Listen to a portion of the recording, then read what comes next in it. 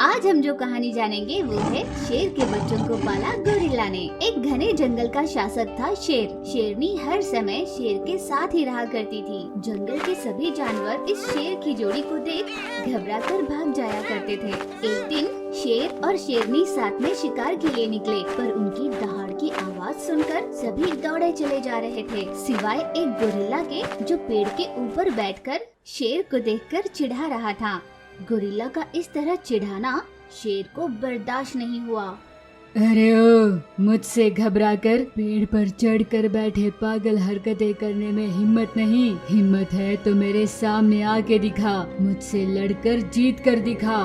देखो मृगराज, ये बात सच है कि आप इस जंगल के राजा हो और एक शक्तिशाली जानवर भी, पर ये सोचना कि तुम ही सबसे श्रेष्ठ हो और इसी घमंड के चलते हर जानवर को नीचा दिखाकर बात करो, ये सही नहीं।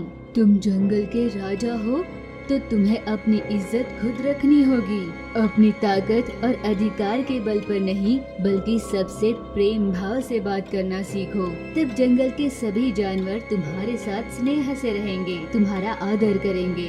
गोरिल्ला ने शेर को समझाया। तुम जैसों से बात कर मुझे अपना समय बर्बाद नहीं करना। शेर ने बड़े घमंड से कहा और शेरनी को साथ लिए वहाँ से चला गया। यूं ही कुछ दिन बीते।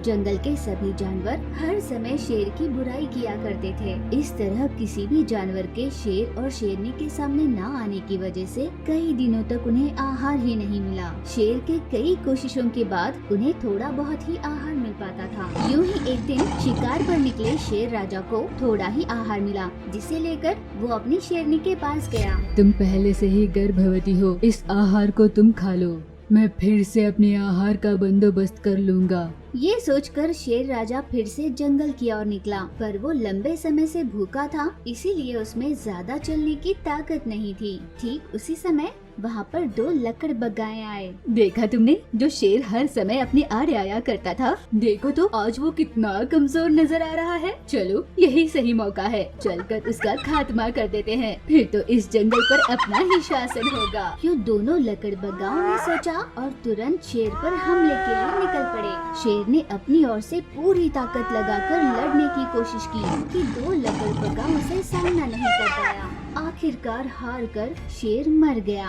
तुरंत दोनों लकड़बग्गाएं शेरनी के पास गई और उससे कहा, सुनो शेरनी, अभी अभी हम तुम्हारे शेर को खत्म कर आए हैं, अब तुम्हारी बारी। तुम्हारे पेट में पल रहे बच्चे के साथ तुम्हें भी मार डालेंगे। दोनों लकड़बग्गाएं जैसे ही शेरनी से लड़ने उसके पास आ रहे थे, तभी वहाँ पर गोरिल्ला दौड़ कर आया। गोरिल्ला और शेरनी दोनों ने मिलकर उन लकड़बग्गाओं को खूब पीटा। तुम चिंता मत करो बहना, आज से तुम ही इस जंगल की रानी हो। तुम्हारा होने वाला बच्चा इस जंगल का राजा बनेगा। गोरिल्ला ने शेरनी को हिम्मत दी। कुछ महीनों बाद शेरनी ने दो शावकों को जन्म दिया और चल बसी। हे भगवान, अब माँ नहीं रही तो बच्चों की परवरिश कैसे होगी? कोई बात नहीं, माँ नहीं तो ना सही, आज से मैं ही इन दोनों बच्चों की माँ बनकर इनका ख्याल रखूंगी।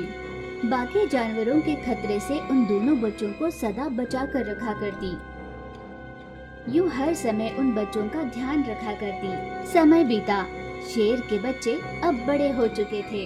गोरिल्ला ने अपनी ओर से कोशिश कर उन बच्चों को शिकार करना, दूसरे खतरनाक जानवरों से खुद का बचाव करना और किसी जानवर के हमला करने पर उनका कैसे सामना करना, ऐसी कुछ विद्याएं सिखाने लगी।